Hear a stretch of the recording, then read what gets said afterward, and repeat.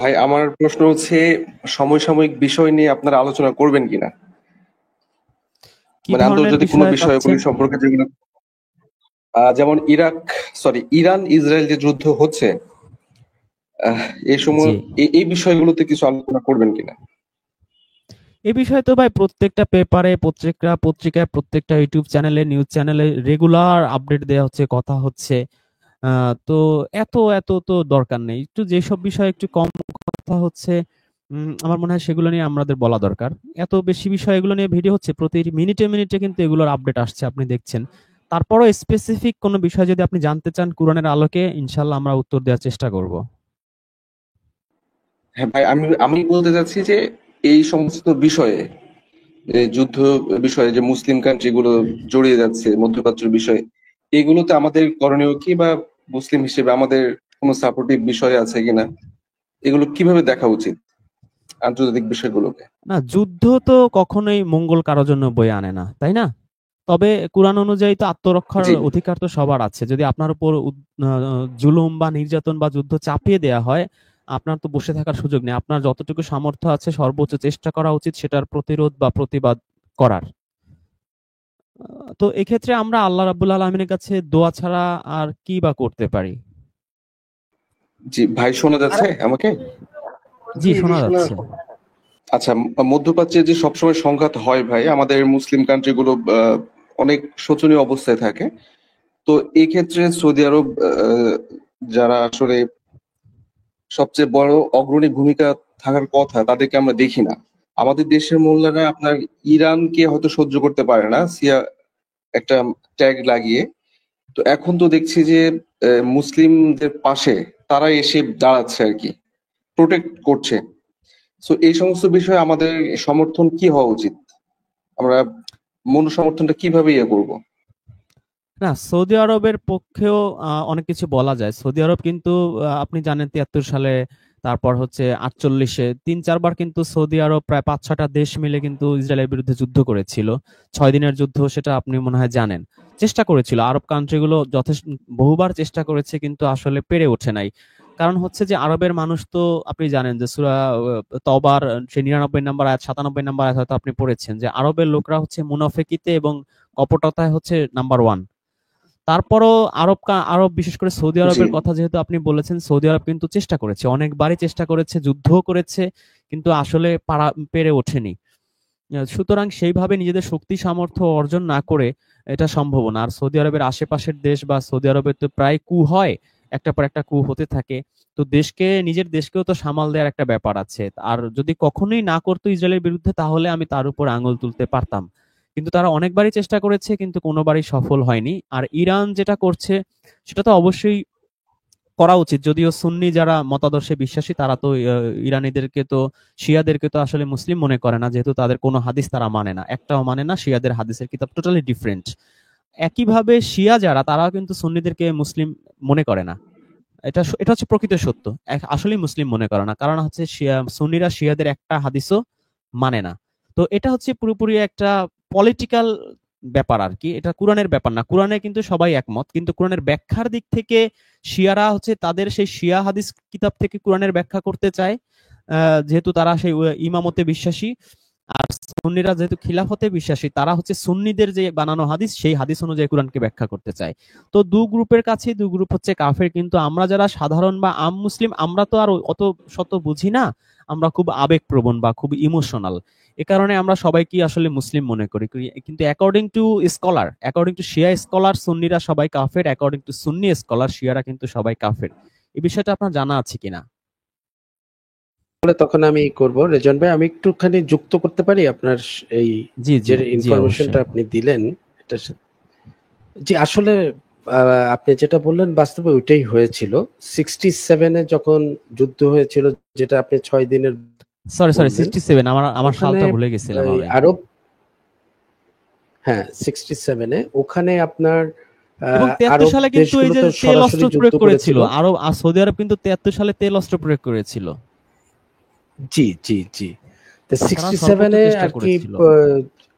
আরব দেশগুলোর পাশে কিন্তু সবাই দাঁড়িয়েছিল। ইভেন আমাদের তখন পাকিস্তান তো এক ছিল।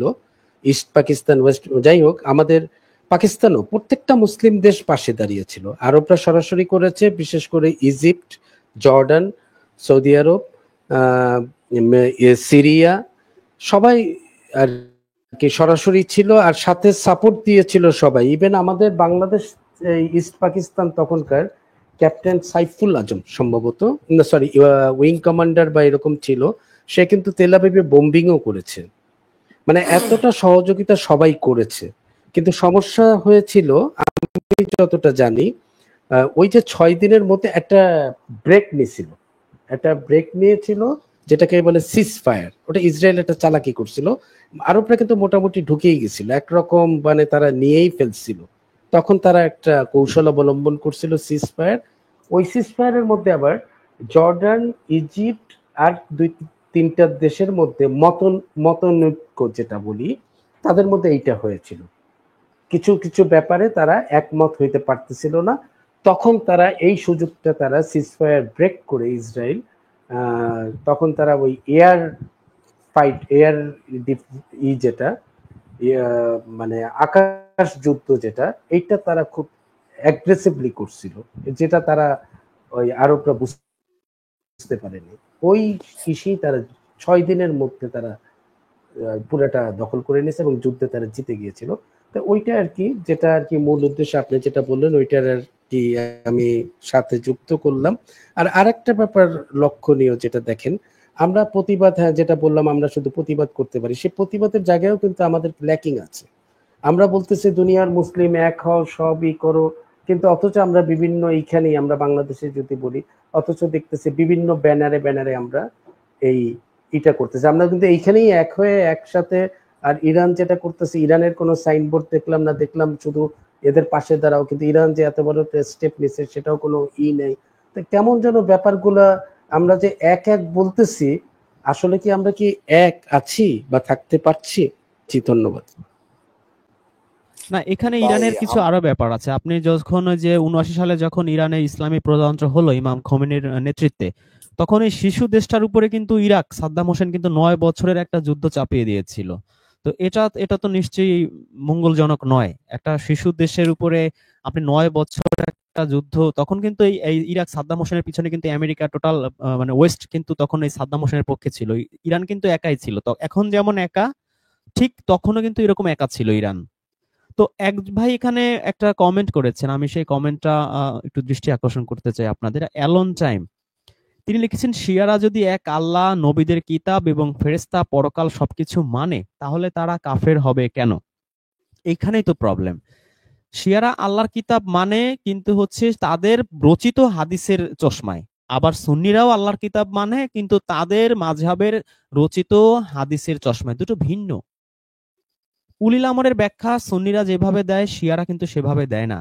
তারপরে এই যে ইমাম আলী, হাসান হোসেন, এদের ব্যাপারে যেগুলো আছে, যে আল্লাহ রাসূলের একটা আয়াত আছে সূরা সূরায়, যে আমি তোমাদের কাছে যে এই আল্লাহর বাণী প্রচার করছি, এর বিনিময়ে কিছুই চাই না, শুধু আমার যে আত্মীয় স্বজন, তাদের প্রতি ভালোবাসা ব্যতীত। এই আত্মীয় স্বজন কারা? এরা হচ্ছে আলী, হাসান, হোসেন। তো এদেরকে আপনি ক্ষমতা না দিয়ে, আলীকে না দিয়ে আপনি আবু বকরকে দিবেন, ওমরকে দিবেন, তার মানে আপনি তো আত্মীয়দেরকে সে ভালোবাসলেন না। তারপরে মুয়াবিয়া এবং হযরত আলীর যে যুদ্ধ হয়েছিল, আপনি তো আলীর পক্ষে দাঁড়াবেন, কারণ এরা হচ্ছে নবীর আত্মীয়। আপনি মুয়াবিয়ার পক্ষে দাঁড়িয়েছেন, সিফিনের যুদ্ধ করেছেন, তাহলে তো আপনি আলীর বিপক্ষে গেলেন। তো এরা এই ধরনের হাদিসগুলো নিয়ে আসবে, এসে বলবে যারা যারা এই মুয়াবিয়ার পক্ষে, মুয়াবিয়া সহ সবাই কাফের। তো আপনি তখন কি করবেন? শিয়াদের ডিটেলস যদি আপনি জানেন, আপনি তাজ্জব হবেন। একইভাবে সুন্নিদের ডিটেলস যদি আপনি জানেন, আপনি তাহলেও তাজ্জব হবেন। কারণ সুন্নিদের ফতোয়া অনুযায়ী কোনো বৈধ রানিং খলিফার বিরুদ্ধে যে বিদ্রোহ করবে, সে হচ্ছে মৃত্যুদণ্ডের শাস্তিযোগ্য অপরাধী। তাহলে যখন এই হযরত আলী যখন বলেছিল যে আমি নতুন ক্ষমতায় এসেছি, দেশে পুরোপুরি অরাজকতা চলছে, আমি দেশ ঠান্ডা হোক, তারপরে উসমান হত্যার বিচার করব, হযরত মুয়াবিয়া বলছে যে এখনই বিচার করতে হবে, ঠান্ডা ঠান্ডা বুঝি না, বিচার না করলে আমি তোমাকে তো মানিই না, তোমার বিরুদ্ধে যুদ্ধ। এটাকে সুন্নি স্কলাররা বলে এটা তাদের ইজতিহাদি ভুল ছিল, এটা কোনো সমস্যা না। কিন্তু বিষয়টা তেমন না। 60,000 মানুষ আপনি মেরে ফেলবেন আর বলবেন আমার ইজতিহাদি ভুল ছিল, সে সাচ্চা মুসলিম, এটা হয় না। এটা পুরোপুরি পলিটিক্যাল ব্যাপার স্যাপার, এটা আরো গভীর অ্যানালাইসিস করতে হবে।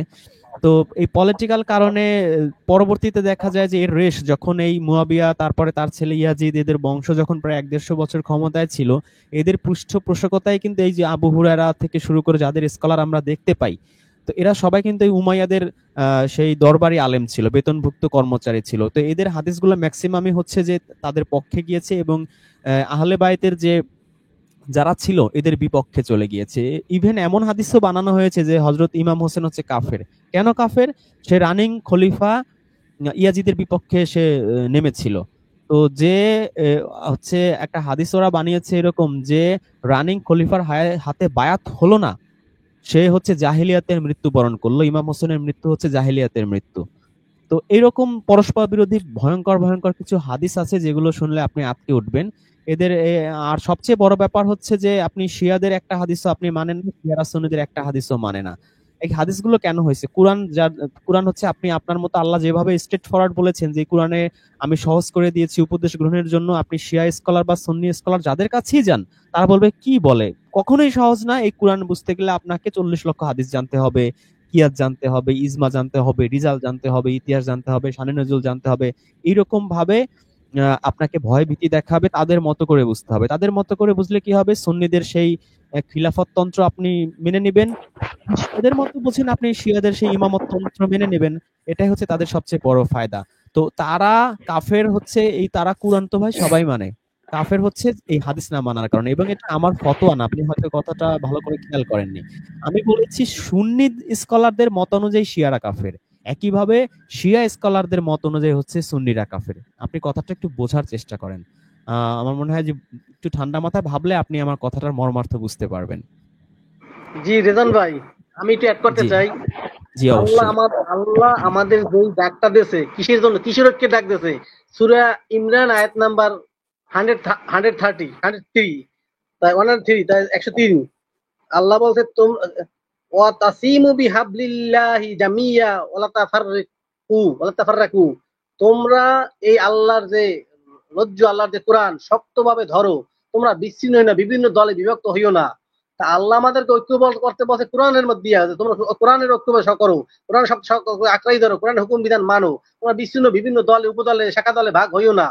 তা যে আল্লাহ আমাদেরকে কোরআন ধরতে বলছে, আমরা তো সকলে কোরআন ধরতে পারি না, তা আমরা কিভাবে ঐক্য করবো? আমরা তো কোরআনে নাই, আমরা তো আল্লাহর পথে নাই। যেই আল্লাহ আমাদেরকে সকলকে ডাক দিচ্ছে তোমরা কোরআনকে ধরো এবং বিভিন্ন দলে উপদলে ভাগ হইও না, বিচ্ছিন্ন হইও না, কোরআন থেকে সরে যাইও না, তাহলে আমরা তো কখনোই ঐক্য হইতে পারবো না। কারণ কি? আমরা আল্লাহর ডাকে সাড়া দেই নাই। আর যদি আল্লাহর ডাকে সাড়া না দেই, তো আমরা তো কখনো যত মুসলিম পান দুনিয়ার মুসলিম ঐক্য করো, দুনিয়ার মুসলিম এক হও, দুনিয়ার মুসলিম এক হবো কি করে? আল্লাহর যে ডাক দিয়েছে আমাদেরকে ঐক্য করার জন্য, কোরআনের দিকে আসার জন্য, কোরআনকে ধরার জন্য, আমরা তো কোরআন ধরি না। আমরা আছি বিভিন্ন প্রচলিত অমুক সমুক তমুক লইয়া আছি, তো কোরআন থেকে আমরা বিচ্ছিন্ন হয়ে গেছি। কাজে কখনো কোশ্চিন কালেও আমরা এক হতে পারবো না যদি কোরআন না মানি, কোরআনের হুকুম না মানি, আল্লাহর হুকুম না মানি। জি রেজন ভাই। একটু ব্যস্ত হয়ে আছে। হ্যাঁ, এখানে সূরা আনফালের 60 নাম্বার আয়াতে বলা আছে যে শত্রুর মনে কাফন ধরানোর জন্য অস্ত্র অথবা বিভিন্ন যুদ্ধ সরঞ্জাম এগুলা রাখার জন্য কোরআনে বলা আছে। তবে শত্রু যে অস্ত্রগুলা দেখলে ভয় পাবে, সেগুলা নিয়ে তো আমাদের মুসলিম বিশ্বের কোনো রিসার্চ বা ডেভেলপমেন্ট নেই।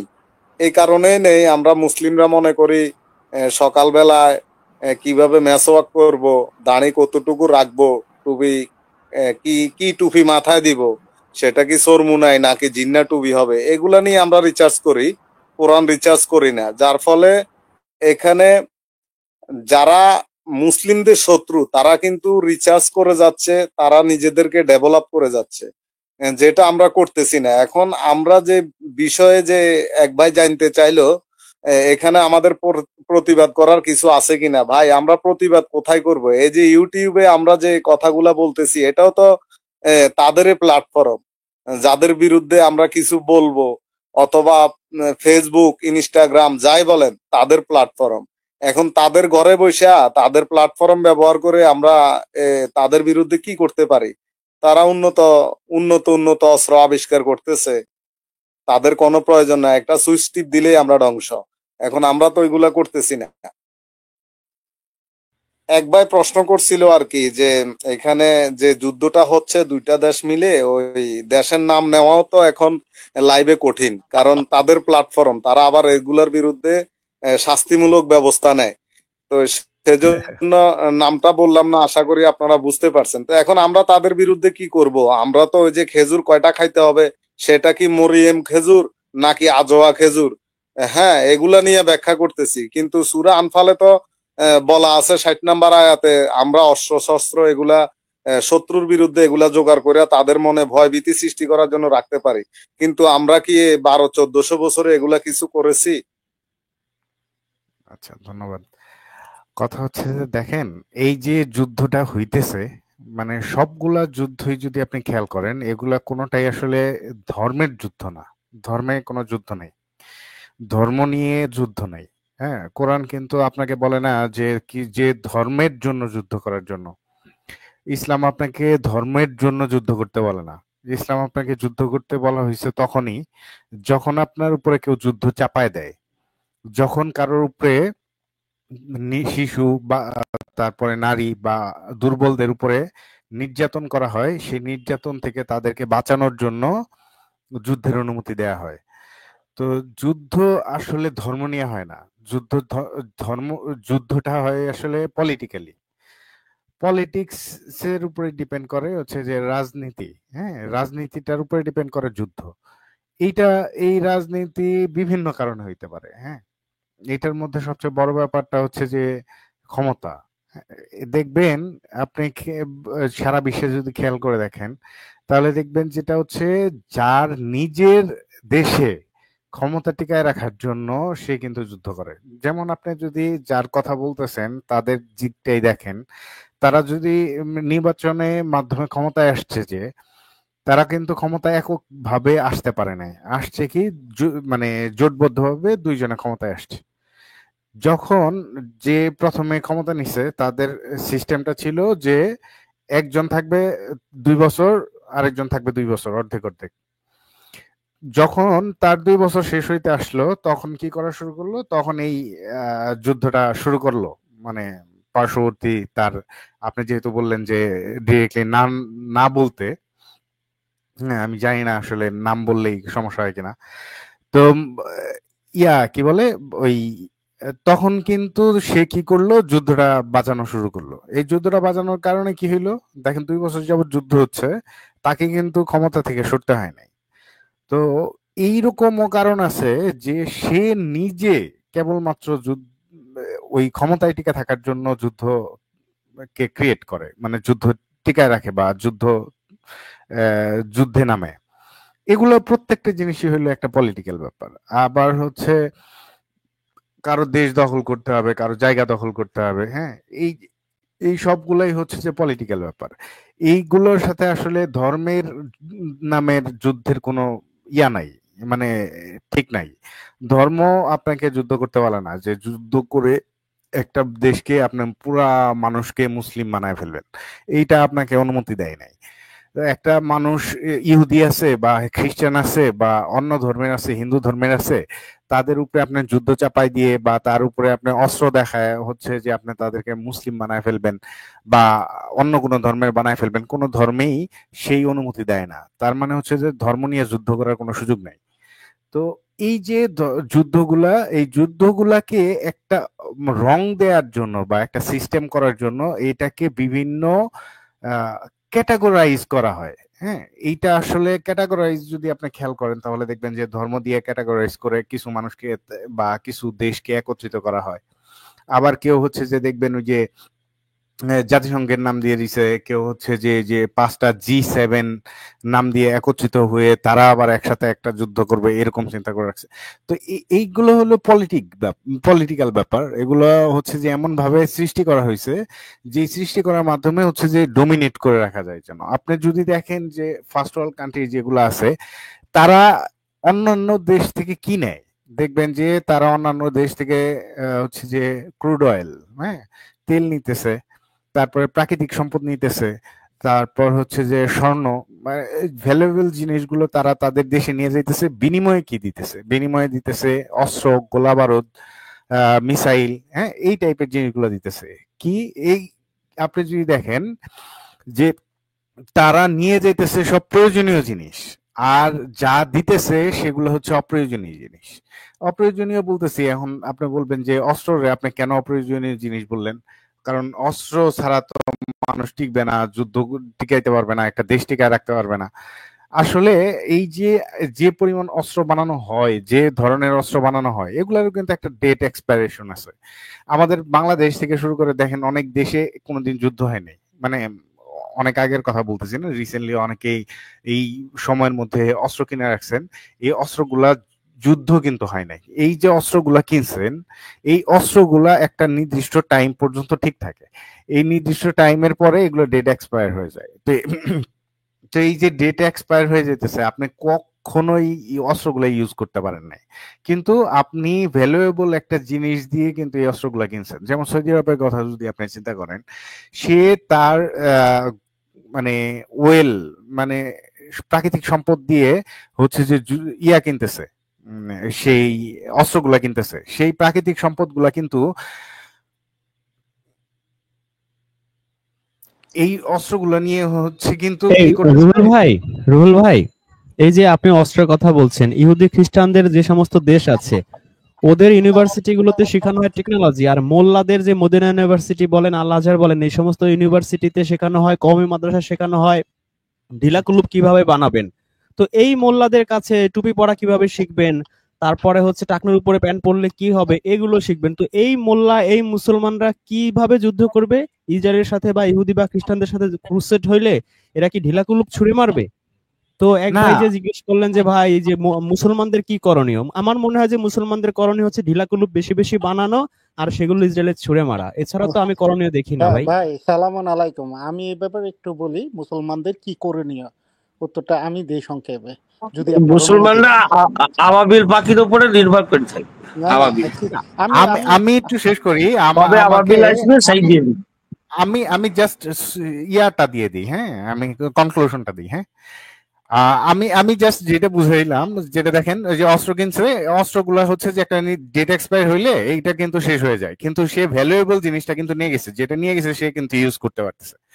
তো এই যে বম গুলা নিছে, এই বম গুলাও বা মিসাইল গুলাও আপনি যুক্তরাষ্ট্র থেকে যদি সৌদি আরব কিনে থাকে, এই যুক্তরাষ্ট্র যতক্ষণ পর্যন্ত অনুমতি না দিবে এই মিসাইল গুলা সে ইউজ করতে পারবে না।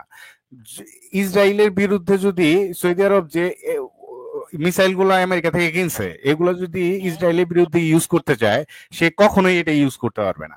ঠিক আছে, তার মানে এগুলো হচ্ছে যে তার জন্য মানে কোনো ভ্যালুই ক্রিয়েট করে না। ঠিক আছে, কিন্তু সে কিন্তু প্রচুর পরিমাণ টাকা দিয়ে এগুলো কিনতেছে, তার রিসোর্স গুলো দিয়ে দিতেছে। একজন আমাকে সমানে বলতেছে, যেটা হচ্ছে যে আপনি জানেনই না যুদ্ধ কেন হইতেছে। সে বুঝাইতে চাইতেছে ইহুদিরা আর মুসলিমরা এই জন্য যুদ্ধ হইতেছে। এই যে আমি এইটা আমি নাম এ- দিয়ে এ- এ- এই যুদ্ধটা হচ্ছে একটা ট্যাগিং, মানে হচ্ছে যে এইটা না, শুধু পৃথিবীর প্রত্যেকটা যুদ্ধই একটা এই জিনিসগুলা দিয়ে। যেমন হচ্ছে যে এই যে ইয়াগুলা না করতো, ওই ফার্স্ট ওয়ার্ল্ড কান্ট্রি গুলা যদি এইরকম ভাবে অস্ত্র না বেচতো, তাহলে হচ্ছে যে তাদের কাছে খুব বেশি কিছু বেচার নাই, তারা এই ভ্যালুয়েবল রিসোর্স গুলা তাদের কাছে নিতে পারতো না। যদি আজকে শান্তির বাণী প্রচার করা হইতো, এই অস্ত্র তো লাগতো না, এই অস্ত্র লাগতো। আজকে যদি কোরআনের বাণী প্রচার করা হইতো, বা প্রত্যেকটা মানুষ যদি ইসলামের কথা প্রচার করতো, যেইখানে যুদ্ধ হইতেছে সেই জায়গায় যদি মানুষ কোরআনের কথা প্রচার করতো, হ্যাঁ, বলতো যদি যে আসো, তোমার কথা আর আমার কথার মধ্যে যেই জিনিসগুলাতে একত্রিত আছে বা এক আছে সেই জিনিসগুলাতে আসো, এই কথা যদি বলতো, এবং কি এক আল্লাহর কথা প্রচার করতো, এবং অহিংস বাণী কথা যে কোরআনে যেটা আছে সেটা কথা প্রচার করতো, তাহলে কি হচ্ছে যে এই যুদ্ধ বা এত অস্ত্র দরকার হইতো? আসলে দরকার হইতো না, কারণ ভাই প্রত্যেকটা আমি সময় আমি এটা এরকম বলি, একটা আমি হাই আমি বলি হাই- জি, আমি বলি এটার মুসলমানদের কি করণীয়। সত্যিকার অর্থে আমি বহুত অ্যারাবিয়ানদের, খাঁটি অ্যারাবিয়ানদের প্রশ্নটা করছি, যে যে অ্যারাবিয়ানদেরকে, যে আসলে মুসলমানরা, তোমরা একটা রিজন বলো যে রিজনটার কারণে মুসলমানরা day by day going to down, এরা রেজ আপ হচ্ছে না, ডাউন হচ্ছে। এবং তো বিভিন্ন উত্তর দেওয়ার পরে উত্তর আসে না। তখন আমি কোরআন থেকে তাদেরকে দেখাই দিছি যে আসলে আমরা একমাত্র একটা কারণ হচ্ছে যে আমাদের এই অবস্থার কারণ হচ্ছে আমরা আল কোরআন ফলো করি না। এরপর বলতে কিভাবে, তখন আমি বললাম যে এই কোরআনে এবার কোরআন যদি রিসার্চ করতো কি কি পাইতো? কোরআন রিসার্চ করলে কিছু কিছু আয়াত আল্লাহ নাজিল করছে সায়েন্স, কিছু কিছু আয়াত জিওগ্রাফি, কিছু কিছু আয়াত হচ্ছে অ্যাস্ট্রোনমি, কিছু কিছু আয়াত হচ্ছে টেকনোলজি। আর পুরো কোরআনটা যখন আমি টাচ করি আমি দেখি ম্যাথ। পৃথিবীর প্রকৃতি যত মানুষ উন্নততর, যত ম্যাথে উন্নত জাতি, ম্যাথে শার্প, ওই জাতি তত উন্নত। হ্যাঁ, আমরা এখানে যারা আছি সামাজিক আয়াত নিয়ে আলোচনা করতেছি। কোরআনের সায়েন্সের আয়াতগুলো যখন ঢুকি তখন দেখা যাচ্ছে এই কোরআন ১৫০০ বছর আগে আমাদেরকে ম্যাথ ইমপ্রুভমেন্ট করার জন্য আদেশ করছে, অ্যাস্ট্রোনমির উপরে আদেশ করছে, জিওগ্রাফির উপরে আদেশ করছে, হিস্ট্রির উপরে আদেশ করছে। এই পুরো সায়েন্সের সূরা বাকারা ৪৭ এবং ১২২ নম্বর আয়াত অনুযায়ী হচ্ছে আল্লাহ বলছেন বনী ইসরায়েলদের সমগ্র বিশ্ববাসীর উপর তিনি শ্রেষ্ঠত্ব দিয়েছেন। ফাদল শব্দটা আছে, শ্রেষ্ঠত্ব। কিন্তু এই মোল্লারা আজকে সূরা বানী ইসরাইল আমি আলোচনা করেছি ৬ নম্বর পর্ব সূরা আল ইমরানের, সরি আমি বানী ইসরাইল বলে ফেলছি। তো এই আল ইমরানে আল্লাহ বলেছেন যে তোমাদের আমি কুনতুম খায়রা উম্মাতিন, এখানে খায়ের শব্দ আল্লাহ উল্লেখ করেছেন, কিন্তু এই মোল্লারা এই খায়ের অর্থ করেছে শ্রেষ্ঠ, মানে মুসলিমরা শ্রেষ্ঠ জাতি। কিন্তু কোরআনে আল্লাহ বলেছেন বনী ইসরায়েলরা শ্রেষ্ঠ জাতি, শ্রেষ্ঠত্ব দিয়েছে তোমরা আমার নিয়ামতকে স্মরণ করো, তোমাদের আমি সমগ্র বিশ্ববাসীর উপর খায়ের করি নাই, উত্তম বানাইনি, শ্রেষ্ঠ বানিয়েছি। এটা আমরা দু চোখ মেললেই দেখি যে টেকনোলজি বলেন, প্রযুক্তি বলেন, সর্বদিক থেকে বনী ইসরায়েলরা এখনো সমগ্র পৃথিবী দাপট রেখে যাচ্ছে। এখন এই কোরআনে বলছে তারা হচ্ছে ফাদল শ্রেষ্ঠ, আর মোল্লারা বলছে মুসলিমরা হচ্ছে শ্রেষ্ঠ, কিন্তু আরবি ওখানে দেয়া আছে খায়ের, কুনতুম খায়রা উম্মাতিন। এই যে কোরআন অপব্যাখ্যা করে এরা আত্মতুষ্টিতে ভোগে। হ্যাঁ, তারা বলতে পারে যে উসমানীয় খেলাফত ছিল, অমুক খেলাফত ছিল, মুসলিমরা অর্ধজাহান শাসন করছে। তো ভাই, রাষ্ট্রের ক্ষমতায় থাকলে কি আসলে মানে শ্রেষ্ঠত্ব হয়? শ্রেষ্ঠত্ব হয় না। শ্রেষ্ঠত্ব এত সহজ না। জ্ঞানে, বিজ্ঞানে, তথ্য প্রযুক্তিতে সর্বদিক থেকে কিন্তু শ্রেষ্ঠত্ব হচ্ছে আসল শ্রেষ্ঠত্ব। রাষ্ট্র ক্ষমতায় তো বাংলাদেশে শেখ হাসিনা ১৫ বছর ছিল, মানুষ কি সুখে ছিল? ছিল না। শেখ মুজিবও তো রাষ্ট্র ক্ষমতায় ছিল ৪ বছর, মানুষ তো দুর্ভিক্ষে না খেয়ে মরছে।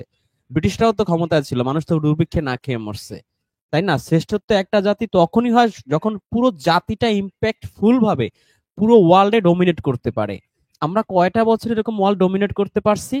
এই মোল্লারা তো আমাদের এই সেদিনও হিল্লা বিয়ে প্রচলন ছিল, এই হিল্লা বিয়ে বিবি তালাকের ফতোয়া ১০০ বছর আগে কাজী নজরুল ইসলাম লিখে গিয়েছিল, এর মধ্যেই তো ডুবে আছে। এখনো আপনি ইউটিউব খুললে দেখবেন মোল্লাদের আলোচনা কি নিয়ে, তারাবে ২০ টাকাত হবে না ৮ টাকাত হবে, জোরে আমিন হবে না আস্তে আমিন হবে, আজহারি কাফের না গ্র্যান্ড মুফতি আব্বাসি কাফের, এখনো এদের আলোচনা তো এই নিয়েই।